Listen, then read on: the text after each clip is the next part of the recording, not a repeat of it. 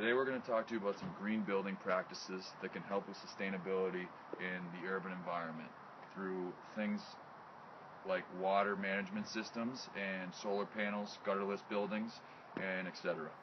Alright, here we have a rain garden, and what it does is it takes all the water that comes down on this parking lot and it's slightly pitched over to this rain garden, and what it does is it helps water infiltrate into the ground.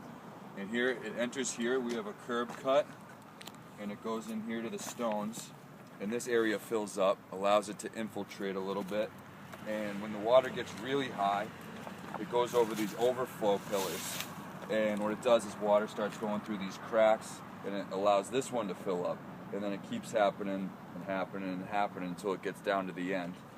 And what they do is they use wetland plants to help absorb the water, so we're getting less runoff, and basically it's just not depleting the water table, it's putting water back into the system.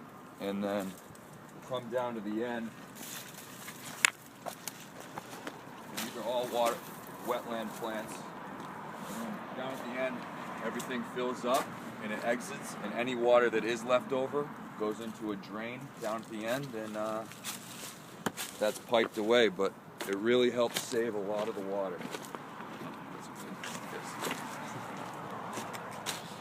And this is the ending point. And this is the final drain right here. This is the Southwest water management system here, and this kind of filters most of the water from all the pavement around, and the water comes down through here and goes down a drain here. All the water from up on the all the pavement drains down in here, fills up and overflows and waters these trees and plants and shrubs here. And what we're walking on right now is an elevated surface that keeps us off the roots of the trees, because compaction can really damage trees. It's very bad. And as you can see, they put a diversity of different plants in here, from grasses to trees. And there's like park benches that you can, like sit down and enjoy like the view here too. So it's got the aesthetic value, and it's like helping clean the water. And it's definitely a nice spot here. Alright, this is a perfect example of a green building here. We have as you can see up here on the roof, we have all solar panels on this one side that catches the light coming up from this side, and that saves them a ton of electricity. And they also have a lot of windows on this side to let most of the light in, because the light sun rises on this side. And also, as you can see on the top, there's no gutters. All of it rains down the side and lands on these rocks right here. So you don't have lots of water building up and splashing out all over the grass you're trying to grow. Asphalt and porous paving.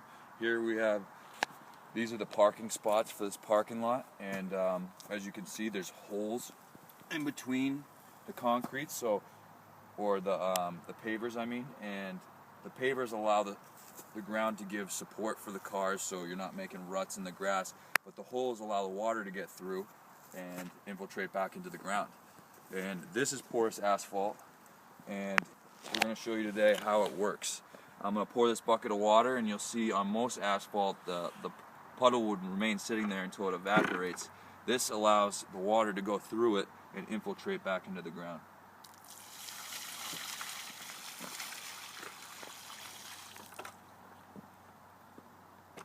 As you can see, it's already starting to sink in a little bit, and it's slightly pitched towards these other pavers so it can get through. But if you can see right here where it was all wet, see it's already starting to sink through and dry up.